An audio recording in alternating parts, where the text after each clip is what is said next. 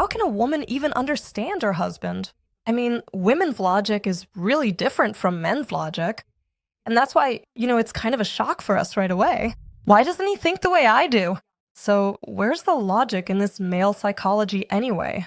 And how do you find it? The tea? Here, it really depends a lot on the individual person, because one man's logic can be very different from another man's logic. And I'm not going to claim that I can give you some keys right now that will work for absolutely everyone. I'm giving you the main guidelines that will help in most cases, because I work with a lot of men and women in personal consultations, and I understand some things that will work in 99 out of 100 cases. What is it? When we talk about male psychology, in reality, a man very often says exactly what he's thinking about. What I often observe in relationships between them, and what often leads to certain conflicts between a man and a woman, is that, for example, a woman thinks about something but doesn't say it. In other words, she has this thought, for example, that you should figure it out on your own. Or, like, isn't it just common sense? Now, that's not the case. You should see that it doesn't suit you. You need to take it off and not just toss it in a drawer, but burn it. So a woman thinks, like, he should just figure it out and understand. For men, it's a bit different. They say exactly what they feel. I'm hungry, I want to sleep, I'm tired. And when, for example, he comes home and she wants to go out somewhere, she wants to take a walk, she wants to go out, and he says, I'm tired, in the male world, drum roll, it means I'm tired. In the female world, sometimes it can sound different. I don't love you, I don't want to spend time with you, I don't care about you, I have a mistress now, and that's why I came back. So women start overthinking, but when you need a bathhouse, you're not tired, but when? And sometimes that's how it all starts. So what can you rely on? When a man talks about how he feels, in most cases, that's really how it is. If he says, I don't want to do this right now, it might not be because he stopped loving you, not because he doesn't care about you, not because he's going through some terrible, deep internal process that he's not ready to share with you and doesn't trust you.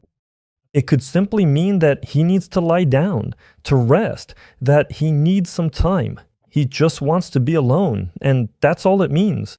It doesn't mean that you've become unnecessary to him, or that he no longer trusts you, or that he's learning to build his life without you. Now, when it comes to this, men are actually much simpler. I remember a funny story when I was watching a video seminar by a famous American speaker, and he brought two people up on stage who weren't in a relationship, both single. He asked the woman, the girl, he said, imagine you're talking to this guy, and for example, let's say you want to invite him out for coffee. You kind of like him. Maybe you work together or see each other at the gym, and you suggest going out for coffee. And you say, for example, how about Friday evening? And the guy says, I'm busy Friday evening. And this speaker asked the girl, what do you feel at that moment? I mean, what do you think? She says, I'm not interesting to him. He didn't like me. There can't be anything between us. He asked the guy, what about you? What does it mean to you? He says, my Friday evening is already booked. I'm busy, I have training, I can't make it, but I would go out with her on Saturday. So this is kind of a funny example. It often illustrates that things which are obvious to a woman aren't obvious to a man, and vice versa. That's why we need to learn to honestly talk about our inner feelings, but at the same time, remember that men are actually logical. What they feel inside, how they deal with their desires internally, that's exactly what they say out loud. And if a woman takes this into account, there will be far fewer reasons for her to overthink things. But at the same time, men tend to be much more silent. They're much more closed off. I mean, I could probably count on my fingers the number of men I've met who are just as emotional, open, and willing to talk with you, to share their feelings, or even just their opinions. So, for the most part, they avoid this. They're more closed off within themselves. In fact, then, does a man really need to have a wife to share things with her? To tell her about these things? What is the reason that, after all, men keep so much to themselves? Everything is very individual and depends greatly on the specific man and how he was raised. But if we speak generally, a huge number of men believe that showing emotions and talking about their problems is a sign of weakness. So if I come to her and say that I had a situation at work, I'm afraid I might not get a promotion, I'm afraid I might get demoted, I'm afraid they might make me someone's assistant and I'll lose my position or my department, or that they'll get rid of my department altogether, then it feels to him like, so to speak, he's just a loser coming to complain. And that's why it's very important for a woman if she wants to build a strong, deep emotional connection with a man. Teach him to talk about those things, even if in those moments he doesn't look like a superhero. In other words, she needs to be able to create an environment where he feels safe to talk about the things that really bother him. Because for him, this might be completely an unexpected thing. He didn't graduate from some psychology institute, especially one focused on relationships, where professional psychologists would explain to him that when you talk about what you feel, it doesn't make you a wimp or weakling. At that moment, in her eyes, you're an open, strong man. He's like, this is new information for me. Yeah, I hadn't thought about it before. Because men, they're not really inclined to complain a lot, especially to women. They want to be superheroes for their women, the kind of person who solves problems and comes with ready-made solutions. When he comes home and puts money on the table or comes in and says, honey, get ready, we're going somewhere, or I bought this, I got it, I decided, I handled it, everything's taken care of for us. So he wants to be like that because in those moments he sees those inspired eyes, eyes that respect him, that are important to him. But when he, maybe as a child or a teenager, told his mom about some problems, like he broke something, ruined some clothes, did something wrong, or got a bad grade, he didn't see those inspired eyes. And from childhood, he might develop a simple habit and a certain pattern of behavior that if the women in his life, and in the first years, that's his mom and grandma, if the women in my life don't know about the problems I've caused, like breaking something or whatever, then I don't have any trouble because when they do find out, I get in trouble. And in this way, this pattern of behavior became ingrained in him, and he brought it with him into marriage. And so I understand that this is wrong. I understand that this isn't the ideal scenario. I understand that it might even be unfair. But if you're already in a relationship with a man who often shuts down, who hides problems, who you have to practically use pliers to pull information out of him piece by piece, be a wiser woman. Take a few steps toward him and learn to talk to him in a way that says, listen, you're already a superhero to me. I chose you for my life. I tied my whole life to you. I agreed to be your wife. Out of all the men, I chose you. You're already important to me. You're already valuable to me. I've already put you in first place among all men. I understand that life isn't just about pink ponies. It's not just Barbie land. Life has its dark streaks, its ups, and all sorts of things. And so if you're not afraid and calmly tell me about the problems or the tough moments you're going through, if we solve some issues together, talk things over, and sometimes you just tell me, listen, I'm in a bad mood because of this or that, and I need some time alone, I'll understand what's going on. I won't overthink things. I won't imagine some catastrophe when in reality, it's just a bad mood because of work, a project, or a colleague you argued with. And in this way, if you learn to talk to him, to your husband like this, most men will gradually start to open up to you. But there's a very important point. Never in your life, don't ever use what your husband confides in you against him during arguments. That's a one-way ticket. If he confides in you, if he tells you something, if he shares some information with you, and then during an argument, you start yelling at him. I knew it. You're not capable of anything, even at work. There's such a mess, this and that, and so on. You have to understand that this might have been the last time he truly opened up to you about his problems and gave you information that you could potentially use against him later. So if you've done this, of course, apologize and never do it again in the future. If a man has managed to trust you a little and start talking about something, support him, inspire him. Be the person for him who reacts calmly and predictably, even to very unpleasant news. Girls, this information is just for you. Guys, you can skip this part. If you want to learn and practice how to unlock your beloved man's potential to help him open up both financially and romantically when he's with you, thank you. You will be an extraordinary, incredible woman for him and the only focus of his attention. I invite you to join us at our school for a course called Support and Inspiration. This program is just for women.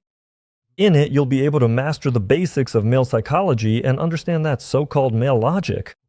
And after this, you'll learn to build your relationship with your beloved man in a completely new way. If you want to join this program, check out the information below this video. I Think that in any case, society has a huge influence on us and imposes its views, like this model of the ideal strongman. So when you're perfect, you're worthy, you're always ready, you're always strong, you have a solution for everything. In other words, you always have money and you don't have any problems. And if you do have problems, you solve them all very simply and easily. And this, is a kind of model that's been ingrained in our minds, especially in girls' minds, that you need to have a man, a strong man, by your side. But to be that strong man, you have to become one. I mean, there will be plenty of times when he's vulnerable, when he's weak, when things aren't working out for him. And tell me, at that very moment, what does a man need? I mean, it's clear that you can't always be at 100% and super strong, because nobody can do that. We're not all powerful. But what does a man need when he's feeling weak? Is it enough just to pat him on the head and say everything will work out? Or maybe even just leave him alone for a while? Imagine a situation where you've been living with a man for some time, and your husband is used to you keeping a certain order in the house. Of course, you both share the household chores, but there are some things that were mostly your responsibility. And then maybe you got pregnant or you got sick or you just weren't feeling well. Maybe there was some kind of hormonal cocktail. Something changed. And for a while you weren't cleaning the room as actively, you weren't preparing certain things or doing other stuff like before. And imagine your husband walking around the room looking around. Alina, don't interrupt. One day it'll be clean again. Oh, I remember, the borscht used to be so tasty. Everything will be fine. You'll be a great homemaker again. Don't worry. And there was a time when my clothes were so nicely washed and ironed. Well, it's okay. Everything will be fine. How would you feel in that moment? So there must be something in common, right, in the psychology of men and women. I mean, it's strange for you, is it? So if a man walks around, looks at the dirty dishes and says, for example, someday they'll be clean again, you'd think that's really strange. When a man is in crisis, when he's at a low point, when he's out of money, out of work, when he's lost something, when he's having problems, and a woman comes and says, don't worry, you'll earn money again, you'll find a job again, everything will be fine, you'll be hired again. You have to understand that for him, this sounds just as strange, and it's not support at all. A man doesn't need any support at these moments. He doesn't need to hear, you're great, you'll make it, because you would feel really weird if you, for example, you're lying in bed with a fever, or you've just had a baby, and you're lying there with your child, and maybe you didn't do something around the house that you used to do, and he walks around saying, you'll definitely start making great soups again. I mean, that just sounds really weird. Men don't need all those nice words when they're feeling down. When he's feeling bad and at a low point, what he needs is strength to pull himself together. A lot of men perceive what women say in those moments as pity, weakness, and that she's pitying him, that she's trying to, all that everything will be fine, don't worry. Of course, that just weighs him down even more. What a man really needs is genuine support when things are going well for him, when his business is reaching a new level, when his career is advancing, when he gets a new position, when he used to manage 5 people and now he has 50. When he's in charge, that's when he experiences moments of frustration, moments when the goals he set for himself, he's actually achieved them. He bought himself a brand new car from the dealership, he managed to reach the income he always dreamed of. These are moments of frustration, moments when he feels a bit disoriented because he hasn't set any new goals yet, and the previous ones he's already achieved. And it's at this moment that you need to talk to him. At this moment, you need to ask questions, maybe offer support, and at this moment, a man really needs his wife. But most women, they go by the principle if you don't touch it, it won't break. Because if everything's going great for him, everything's on the rise, she does nothing. Everything's fine, he's ambitious, everything's working out. Don't touch it, it won't break. But when he's on a low wave, now I'll support him. But in reality, it works the other way around. If you really want to learn how to support your man when he's in a crisis and he doesn't ask for your help, don't interfere. Just calmly let him deal with those internal things he's going through right now. We've already talked about weakness, about vulnerability, about those moments when a man feels particularly weak. What other common psychological challenges do men face at different stages of their lives? A lot of people have seen the movie Three Steps Above Heaven, where there's Achi and where there's his brother. And these are two very different but very telling models of how a man can grow up. His brother, Achi's brother, is calm, reasonable, he has a job, he has a family, he's predictable, and he lives his life peacefully. Achi is a rebel. He's on a motorcycle, he's in a leather jacket, he fights with everyone, he sleeps with different girls. Girls like him because, so to speak, the straight-A student, the predictable good boy, the prince, he doesn't really get your blood pumping.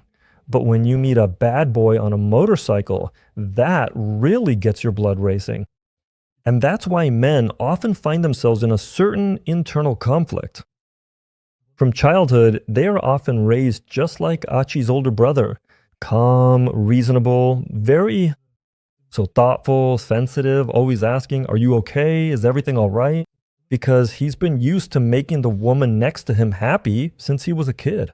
How so? He's just used to his mom not getting mad at him. He's used to thinking, I need to do things so that the woman next to me feels comfortable. Then it's mom and grandma, then the kindergarten teacher, the caregiver, the teacher at school, at university, she'll be happy with me too. And in this way, he tries to behave in a way that's very proper, logical, honest in everything, in every matter, just trying to please everyone. And under no circumstances should he defend any of his own selfish interests or be that kind of person, you know? And that's why later, even in school or college, he notices that girls are attracted to those kinds of guys. But he's all proper, kind, pure, good, bright, and girls aren't really that interested in someone like him.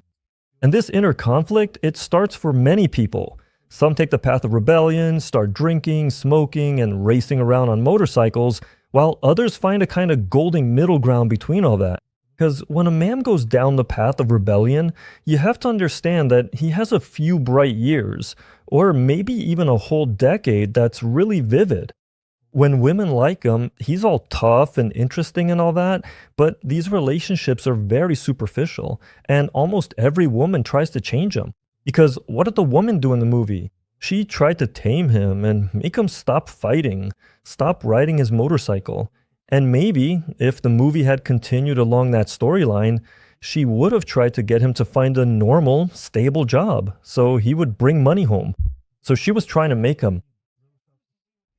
While remaining Achi, handsome and tough, he gradually started to become a bit like her brother, someone with money, someone with whom you could imagine a predictable future. Because when you have sex with Achi, well, to put it mildly, it's really hard to imagine a future with him. Like, if you got pregnant right now, that he would be a wonderful father to your child. No, any woman, no matter how reckless she might be, understands that this is not an option. And that's why there's this golden middle ground between, on the one hand, being able to defend your own interests, being able to protect the people you love, shaping your own reality, not being afraid of responsibility, and not being afraid to go against the flow if needed. But on the other hand, being a person who has a future, who plans for the future, who doesn't give in to every impulse, who doesn't start a fight just because someone said something wrong. So a certain golden mean between Achi and his brother, as it seems to me, is exactly the image of a man with whom a woman will truly be happy. Because on the one hand, he stirs her blood a little, and on the other hand, she has some kind of future with him, and she can rely on something. And so If we're talking about male psychology, general image, then on the one hand, we need to learn to build our own reality for the future and not be at the beck and call of the women who raised us. They may have had the best intentions, our teachers, the women in our lives, our mothers, grandmothers. They may have had wonderful motivation and wished us all the best. But if at some point we don't learn to create our own world, our own goals, our own ambitions, if we never develop all of this and just remain convenient, then eventually we'll find a woman who will take charge of us in the same way, managing us, our budget, and our actions. She won't respect us, and in the relationship, she'll only be fulfilling her maternal instinct. And that's exactly why, on one hand, we need to learn to shape our own reality and defend it. On the other hand, we need to be a bit predictable, stable, and not overly emotional, to make it so that our actions and emotions run ahead of our mind. And if a man can catch and maintain this delicate balance, then I think any woman will be happy with him, and his psychology will be more or less predictable, but still interesting for the woman. And I have one more question for you. What psychological needs does a man have that his wife can and, in principle, should fulfill? I think the word can is really good here because everything connected with the word should, I don't really like that word. For a man, the most important fuel for his self esteem, for his psychology, is the feeling of respect. When he feels that she respects him, that he is important to her, that he is her priority, and she sees him as someone who deserves respect, and she truly honors him deeply, then for such a woman, he will be capable of so much more. Because a woman can be very beautiful, she can be very striking, she can be very interesting, she can be very fun. You might get goosebumps from her, everything. She can even be amazing in bed as a wife. For him, she can be just fire. But if he doesn't feel that respect from her, you have to understand that she and the lack of that respect will lead to him feeling completely unnecessary, like he's some kind of outsider. He lives his life feeling like everything was supposed to be different, that he doesn't want to be with her. That's why a man's self-esteem and, so to speak, his inner core, apart from his upbringing, his values, his worldview, if we're talking about external factors, are shaped by respect from his wife and sexual connection with his wife. Because if there's no good sex, and if there's no respect, you have to understand that a man will be like someone with singed wings. He might be super reliable, super predictable, super hardworking, but there won't be any real chemistry, that kind of magnetism in the relationship. There won't be passion, not just in sex, but in life in general. That feeling just won't be there. That sense of tenderness, the feeling that the person is afraid to lose you, the sense that you really matter to them, that you're a priority, none of that will be there. And that's why, when we talk about men's needs, respect from a woman is key. Unconditional respect and a good sexual connection are the two fundamental things that build and shape a man's self-esteem.